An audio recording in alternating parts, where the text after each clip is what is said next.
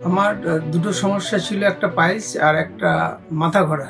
ঘুমোতে গেলে মাথা ঘুরতো কোনো সময়। 4-5 হলো ট্রিটমেন্ট করাচ্ছি ওনার থেকে।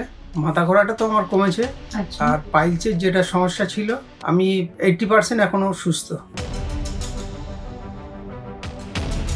ন্যাচুরালদা হেলথ ওয়ার্ল্ডে আপনাদেরকে স্বাগত জানাই। আজকে আমাদের সাথে আছেন উজ্জ্বল মাইতি। কিছু সমস্যাগুলো নিয়ে ডক্টর KM সাইফুল্লাহ স্যারের কাছে ট্রিটমেন্ট করাচ্ছেন। আসুন ওনার থেকেই জানি ট্রিটমেন্ট করার পর উনি কতটা সুস্থ আছেন। নমস্কার। নমস্কার। কি সমস্যা নিয়ে আসা হলো? আমার দুটো সমস্যা ছিল, একটা পাইলস আর একটা মাথা ঘোরা। 4-5 হলো ট্রিটমেন্ট করাচ্ছি ওনার থেকে।